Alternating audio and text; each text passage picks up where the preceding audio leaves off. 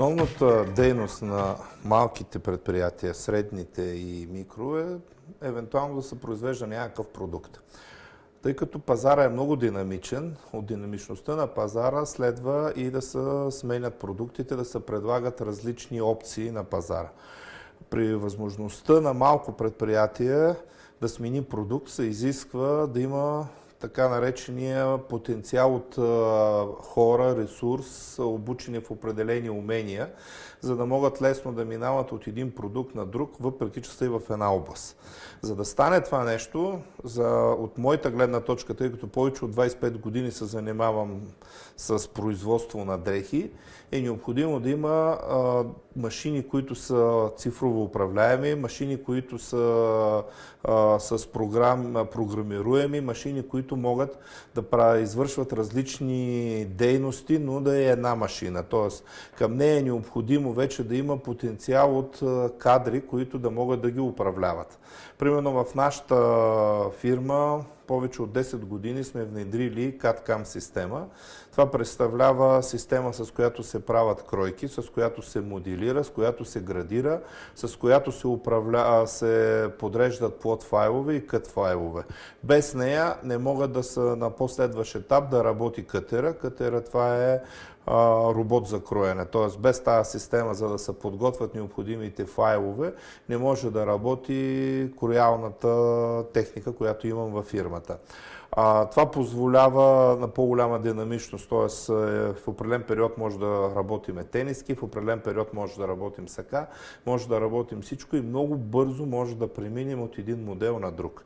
За мен без навлизането на цифровизация, без навлизането на такъв тип машини или без навлизането на такъв тип софтуери, обречеността на малките и средните фирми е много голяма. Тоест няма да могат да отговарят на изискванията на пазара не само като цена и себестойност на продукт, но и като дизайн, като бързо отговаряне на изискванията и представяне на най-оптималната опция, която пазара да може да закупи. Защото в крайна сметка всяка една фирма работи да произведе продукт, който да бъде платен, закупен.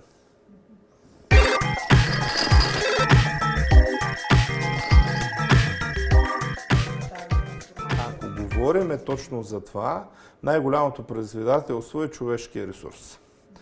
Тъй като един работник се развива в началото бързо, после за дълъг период от време той създава едни умения, които просто ги експлоатира или работи по този начин. В навлизането на тази техника или на такъв тип софтуери, вече самия работник, първо този, който не е свикнал или се притеснява от този вид дейност, почва един вид да се капсулира в себе си и да не ще да научи нищо ново.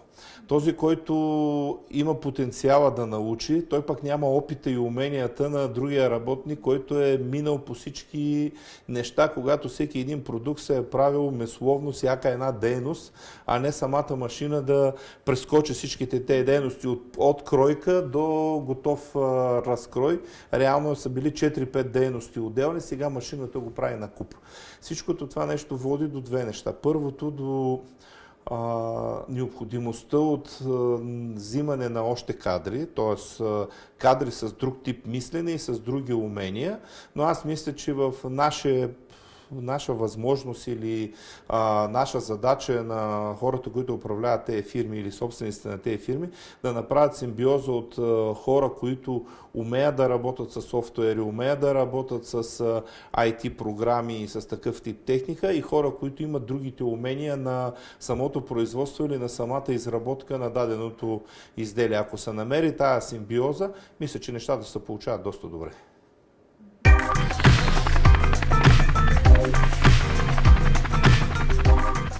Никога няма да бъдат в това ниво, което ние искаме. Тоест, когато едното е в повече, почва да куца другото, но малко по малко с навлизането, с свикването на нещата, уменията се повишават и се насочват в тая посока, която ние искаме. Мисля, че с още едно поколение, като навлезнат в фирмите, т.е. тези в момента, които завършват институтите и изяват желание да работят в нашия бранш, в малките и средните предприятия, които са в производствения сектор, защото малки и средни фирми има и в услугите, и в съвсем други сектори. Аз говоря предимно за производството, когато се произвежда даден продукт, когато от суровина през нейната трансформация се достига до някакъв краен продукт. Мисля, че малко по малко покрай тези хора, които ще дойдат с тези умения да борават с компютри и програми и софтуери, и тези хора, които в момента са налични, ще се получи едно стиковане и нещата ще се получат в бъдеще. Но още нещо искам да кажа. До голяма степен в момента влизат и съоръжения и машини, които така наречен изкуствен интелект, дето самата машина почва да мисли, да разсъждава и да възпроизвежда даден процес. И тук вече ще са необходими работници или служители с съвсем други умения. Служители, които имат умения не само да предвиди или да прецени как се прави едно нещо, а служител, който има умения да обучи машината или самия софтуер така да го приспособи, за да може той да прави това нещо. Тая машина да се подчинява на определени изисквания.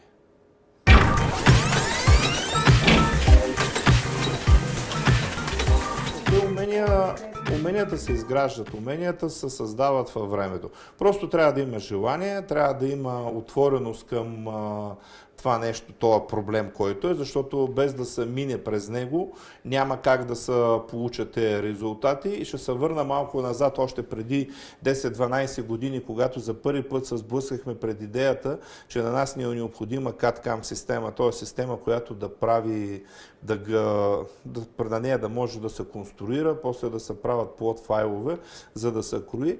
Беше дилемата дали да инвестираме в тези пари и в същото време да спреме някоя друга инвестиция или примерно да си продължим по стария начин една или две конструкторки да правят необходимите кройки, които са зададения производствен процес.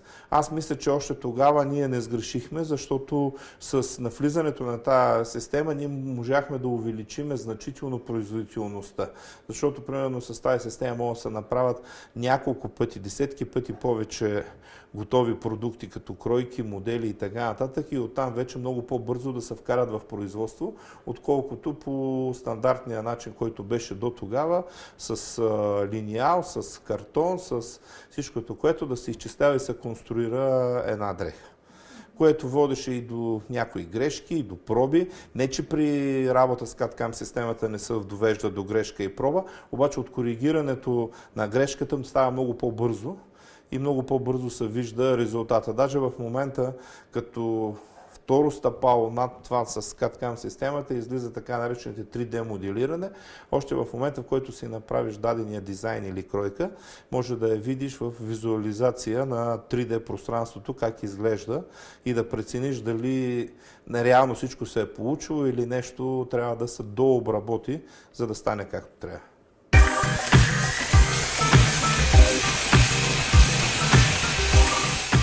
Значи, самото обучение за мен е на два етапа. Първият етап е боравене с дадения софтуер.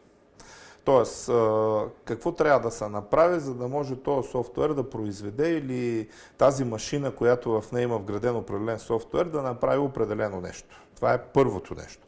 Но това е вече работа на фирмите, които предлагат и продават нещата. Но пък в същото време ние трябва да си обучим и хората, които взимаме или които работят при нас, да вникнат в същността на това, което се прави. Примерно мога да споделя при изработка на едно сако. Има машина, която автоматично прекачва левия ръкав, както десния. Винаги, когато един човек шие, примерно и прекачва ръкава, го зашива, се допуска един набор в едната посока. Самата машина софтуерно запомня как е пришит левия ръкав, за да може по същия начин, със същия набор и това да пришие десния ръкав. Да, човек може да седне оператор и да го направи, но трябва да седне с умисъл, с мисъл, да знае точно къде какво е направил, за да може точно по същия начин да се повтори. Има машини, които които могат да работят и сами, но има и машини, които оператора за тях трябва много добре да знае какво прави, за да може да постигне максималния резултат, а не само да един вид да се прави нещо, но да не е това, което е самия потенциал на машината може да позволи да направи.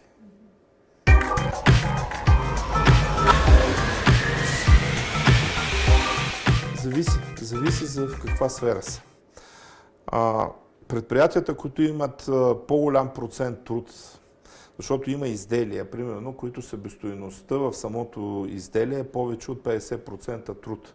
По-малко материали или нещо от този род, при тях ще е по-трудно. Има фирми, които са с много голям процент себестойност, други разходи, труд по-малък, те ще са и по-лесни. Не на празно до сега, производствата, които бяха с голяма себестойност труд, се изнасяха извън Европейския съюз на по-далечни дестинации, където евентуално труда е по-ефтин. Но при сегашната ситуация, която в момента се развива от 2 месеца, явно излиза наяви и другата перспектива от разстоянията.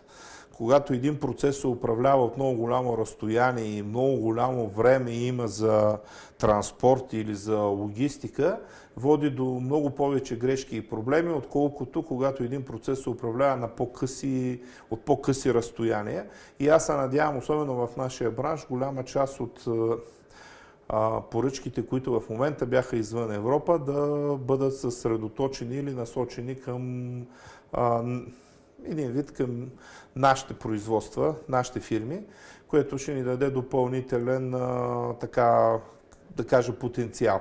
Но за това нещо ние трябва наистина да сме подготвени, защото нас ще дойдат клиенти, които ще искат да възложат дадено поръчка, но те ще искат да възложат точно по този начин, да пратят готови софтуерни продукти, да пратят готови кройки, да пратят един вид готова технология на моделите и ние от наша страна трябва да имаме необходимия персонал и необходимите машини, които да могат да ги разчетат и произведат един вид.